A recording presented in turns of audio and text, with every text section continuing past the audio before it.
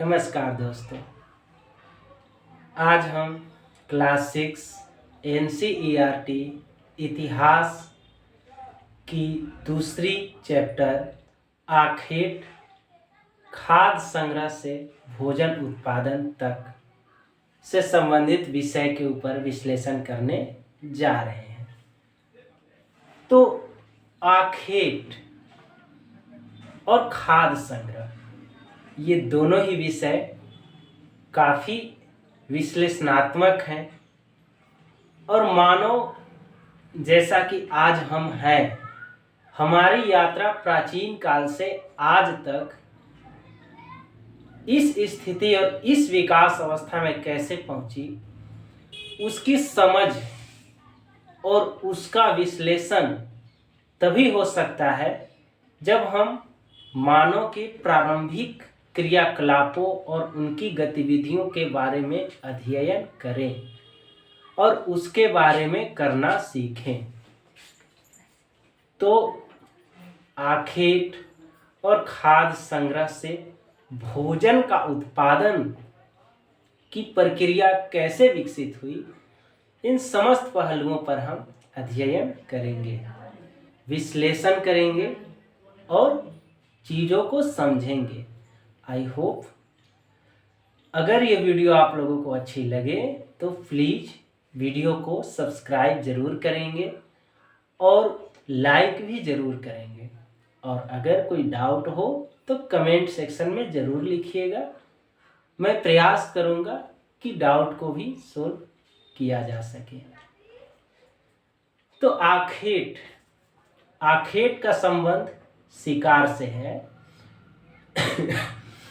प्राचीन मानव विभिन्न प्रकार के जीव जंतुओं अर्थात मछलियाँ, हिरन जैसे जानवर, कुछ पालतू जानवर, इन सभी चीज़ों का, पशु पक्षी, इन सभी चीज़ों का शिकार करता था और उससे अपने भोजन की आवश्यकता की पूर्ति करता था।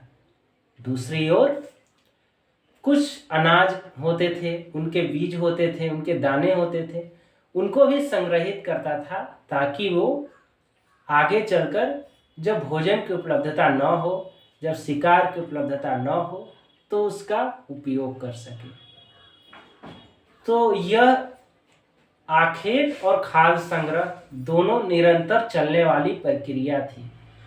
आज हमें आखेट की तो आवश्यकता नहीं है क्योंकि हमारे पास उत्पादनों का अधिशेष है, लेकिन खाद्य संग्रह की आज भी बहुत ही अत्यधिक आवश्यकता है। अगर खाद्यान्नों का संग्रह नहीं होगा तो हमारे जो अनाज हैं वो वेस्ट हो जाएंगे, वो नष्ट हो जाएंगे। तो आते हैं, इसका विश्लेषण करते हैं। तो आखेट और खाद्य संग्राहक ये वो मानव थे जो प्राचीन काल में शिकार करते थे, भोजन को स्टोर करते थे। कहीं से कोई कंदमूल जो है वो ढूंढ लाए, कहीं किसी जानवर का शिकार कर लिया और उसे अपने भोजन के लिए उपभोग किया। कभी कोई अनाज का दाना है, कभी कोई साग है, सब्जियां हैं, इन सभी चीज़ों का वो प्रयोग करते थे। तो ये खाद्य संग्रह कहलाता था और आखेट कहलाता था। दूसरी ओर है कि आरंभिक मानव इधर उधर क्यों घूमते थे क्योंकि ऐसा तो है नहीं कि मनुष्य एक जगह खड़ा रहे और उसे शिकार भी मिल जाए, उसे अनाज भी मिल जाए, साग सब्जियां मिल जाए, मछलियां मिल जाए, जीव जंतु जो है वो सब कुछ मिल जाए। इसके लिए उसे घर से निकलना होगा, इसके लिए उसे वो स्रोत ढूंढने होंगे, वो निवास ढूंढना होगा जहाँ ये सारे चीज़ पाए जाते हैं, वो जगह ढूंढना होगा, वो वनस्पति ढूंढना होगा जहाँ वो मिल सके। तो तमाम चीज़ जो है वो प्रयास करने होते थे मनुष्य को। इसीलिए जो है वो इधर से उधर जो है वो घूमते थे, दूर दूर की यात्रा करते थे। तो कई सारे कारण थे जिससे मनुष्य इधर उधर घूमते थे। पहला यही कि सीमित संसाधन अर्थात जो जानवर होते थे, जानवर इधर उधर घूमते रहते थे और मनुष्य को शिकार करना होता था। तो शिकार करने के लिए मनुष्य को भी उनके साथ इधर उधर घूमना होता था। दूसरी बात ये है कि जो अनाज होता था, अनाज भी क्या है, वो एक ही जगह पर नहीं होता था। अगर मनुष्य ने एक जगह के अनाज को क्या किया, उपयोग कर लिया, तो फिर उसे दूसरी जगह जाना होता था, तभी वो अनाज का उपयोग कर पाता। तो अनाज भी क्या थे, अलग अलग जगहों पर उपलब्ध थे, शिकार भी अलग अलग जगहों पर उपलब्ध थे। तो इसलिए मनुष्य को एक स्थान से दूसरे स्थान पर भ्रमण करना होता था। दूसरी बात है कि जानवर भी इधर उधर चलते थे, तो उनका भी शिकार जो है वो एक जगह बैठकर तो हो नहीं पाएगा, तो उनके शिकार के लिए भी जो है मनुष्य को एक स्थान से दूसरे स्थान पर भ्रमण करना पड़ता था। तीसरी बात, मौसम। अलग अलग मौसम में अलग अलग प्रकार के जीव जंतु उपलब्ध होते थे, अलग अलग प्रकार के अनाज उपलब्ध होते थे, अलग अलग प्रकार के वनस्पतियां उपलब्ध होती थी, अलग अलग प्रकार के कंदमूल उपलब्ध होते थे। तो मौसम बदलता था, तो मनुष्य भी मौसम के आधार पर यात्रा किया करता था। और तो और मनुष्य के जीवन के लिए सबसे जो आवश्यक चीज है वो है जल की उपलब्धता। तो जल की उपलब्धता सभी जगहों पर सीमित नहीं थी, इसलिए मनुष्य ने वहीं पर अपना आवास बनाया, वहीं पे खुद को स्थापित किया, वहीं पे रहना शुरू किया जहां पानी की उपलब्धता हो। इसलिए आरंभिक जो भी आवास थे, जो भी जगह थे, वो कहीं ना कहीं नदियों इत्यादि के किनारे होते थे या वैसे जगह होते थे जहां पानी की उपलब्धता वो सुनिश्चित हो। तो उसके लिए भी मनुष्य जो है वो लगातार एक स्थान से दूसरे स्थान पर जाते रहते थे और अपनी आवश्यकताओं की पूर्ति किया करते थे। तो हमने ये समझा कि मनुष्य आखिर एक स्थान से दूसरे स्थान पर क्यों जाता था, क्या जरूरत थी उसे। तो ये तमाम कारण थे जिसका मुख्य उद्देश्य था भोजन की व्यवस्था, और उसके लिए वो भोजन का संग्रहण करता था। क्योंकि उस दौरान वो आखेटक की भूमिका में था, तो इसलिए हम उसे आखेटक एवं खाद्य संग्राहक कह सकते हैं। यानी उस दौर का मनुष्य आखेटक एवं खाद्य संग्राहक कहलाता था। तो आई होप ये टॉपिक आप लोगों को क्लियर हुआ होगा। आगे बढ़ते हैं।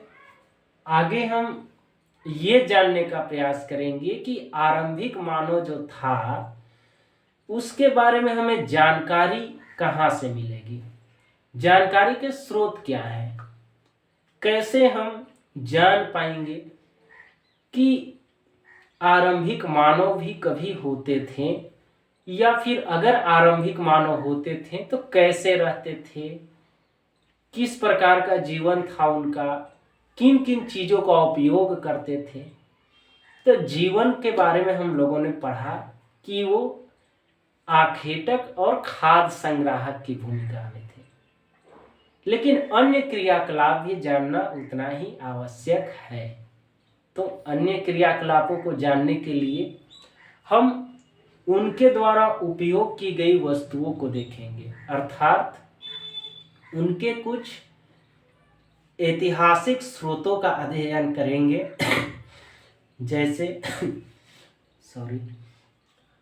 उनके द्वारा उपयोग किए गए पत्थर और हड्डियां, जिससे वो हथियार बनाते थे, जिससे वो कुछ औजार बनाते थे, उनके द्वारा प्रयोग किए गए लकड़ी इत्यादि, उनके द्वारा प्रयोग किए गए पत्थर के नुकीले सामग्री, उनके द्वारा प्रयोग किया गया जो अवसंरचना है, उन सब चीज़ों का हम अध्ययन कर हम उनके जीवन के बारे में जानने का प्रयास करते थे। तो यही सारा स्रोत है। एक अन्य महत्वपूर्ण स्रोत जो है वो उनके द्वारा किया गया चित्रकारी है, उनके द्वारा किया गया आग का उपयोग है, उनका द्वारा किया गया आवास का प्रयोग है।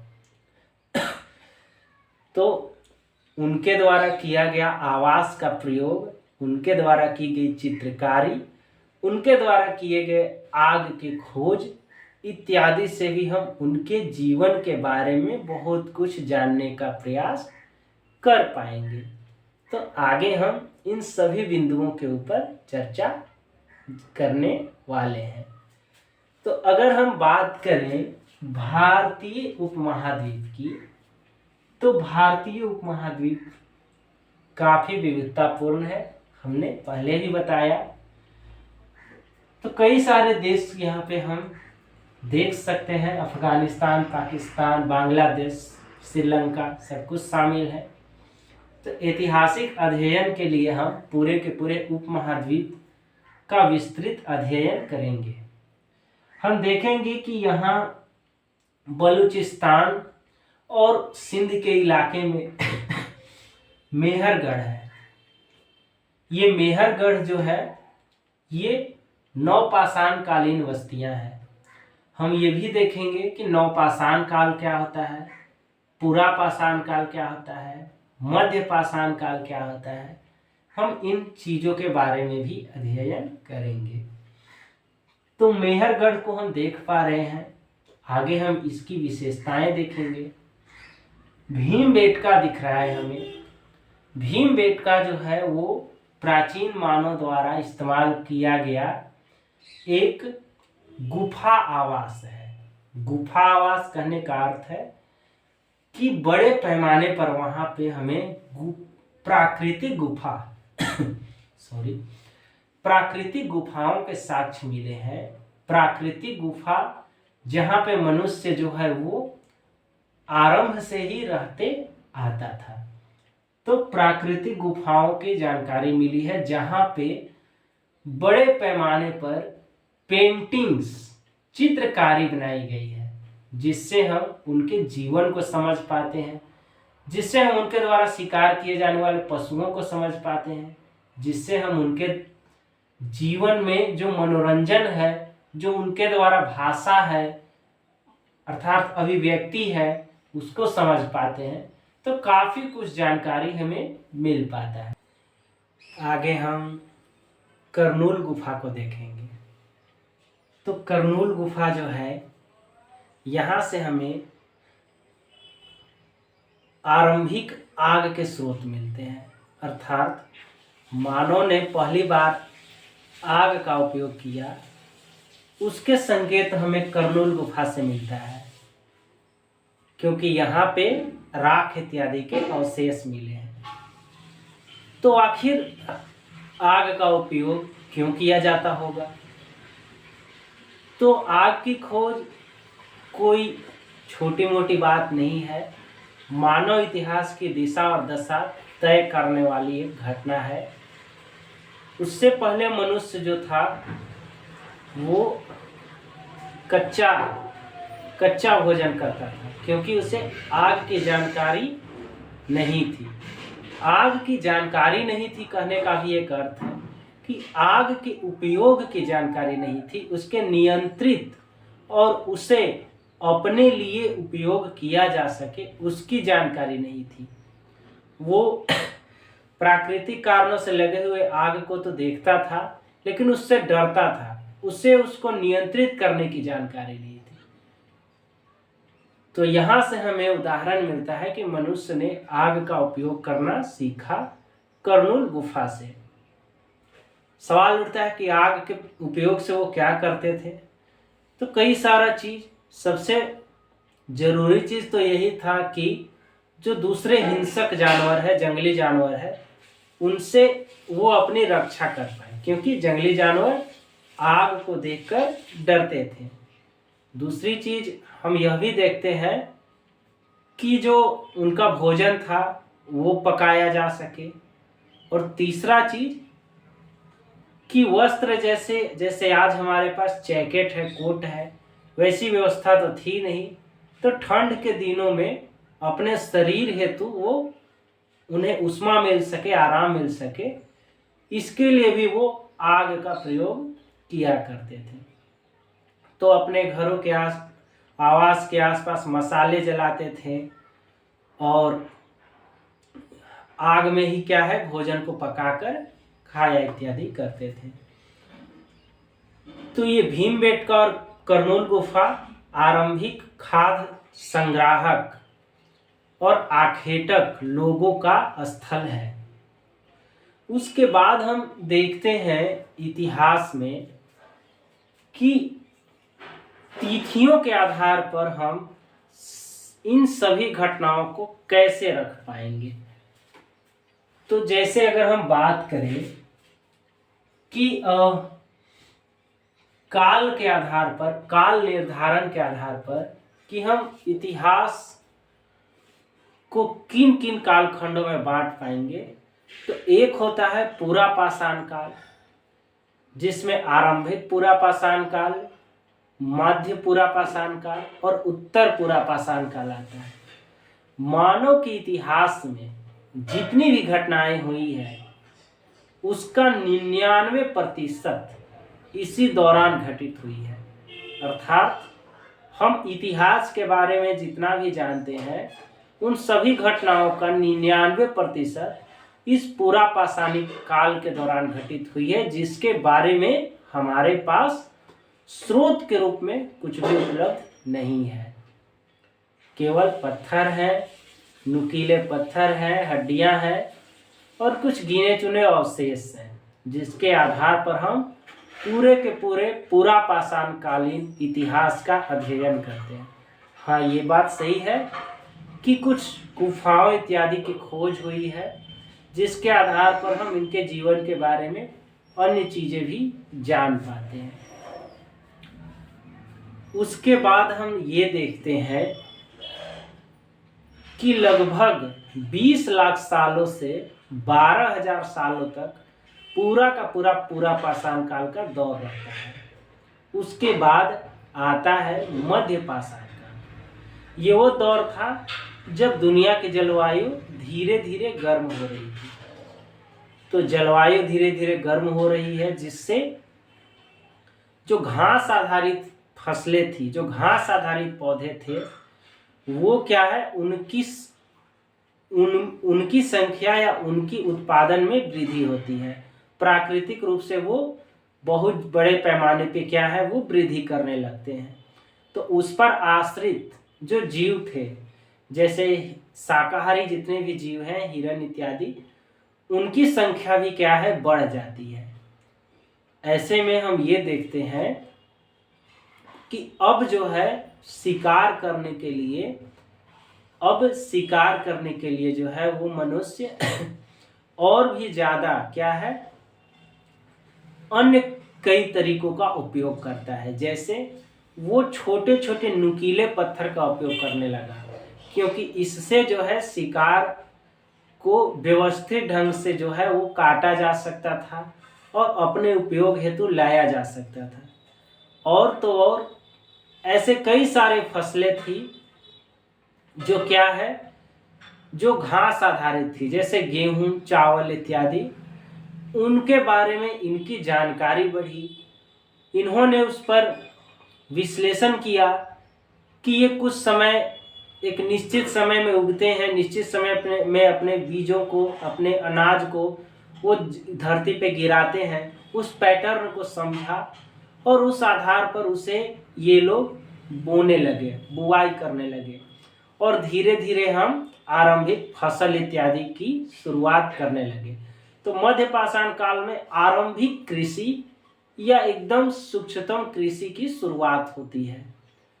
कुछ ऐसे भी जानवर के बारे में वो लोग समझते हैं जो क्या है जो पालतू बनाए जा सकते थे, जैसे कुत्ता हो गया, जैसे जंगली सुअर हो गया, हिरन हो गया इत्यादि। उनके बारे में वो ये समझने लगे कि ये तो चलता फिरता क्या है, चलता फिरता भोजन के स्रोत है।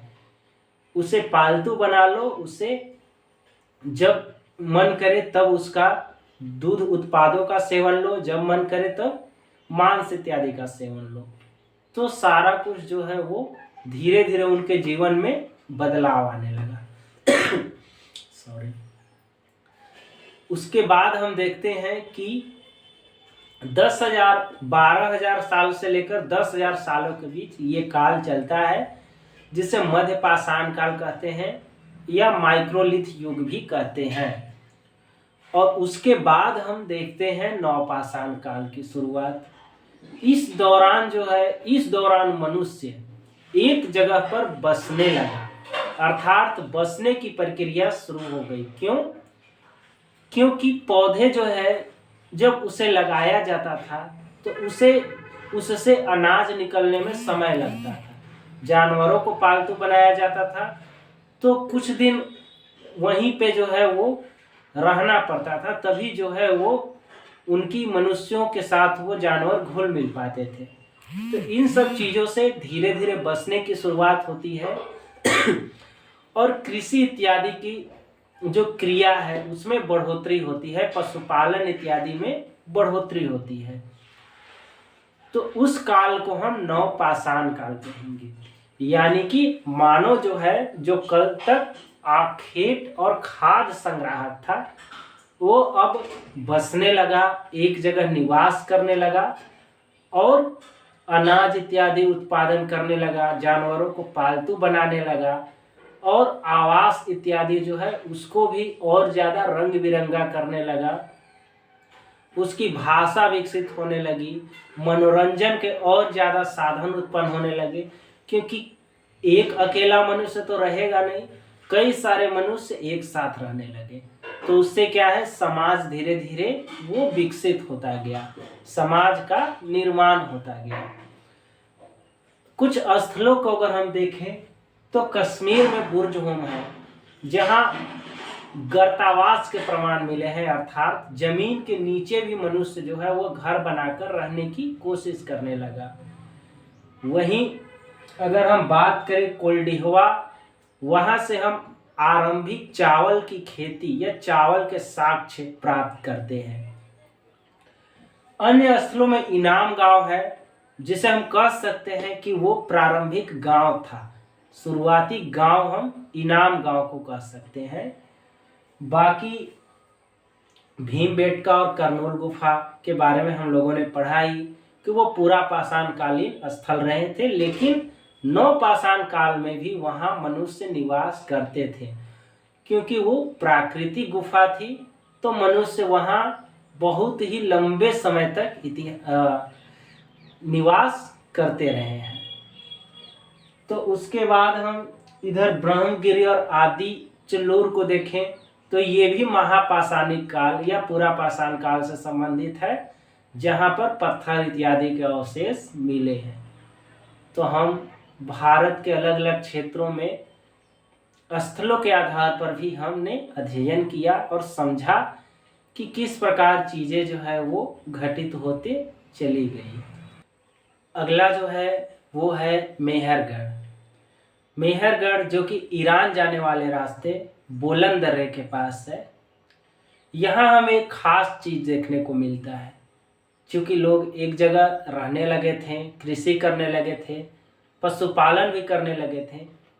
तो मेहरगढ़ में भी हमें कई सारे अनाज जैसे चावल, जौ, गेहूँ इत्यादि के साक्ष्य मिलते हैं। पालतू जानवरों की हड्डियाँ मिलती है।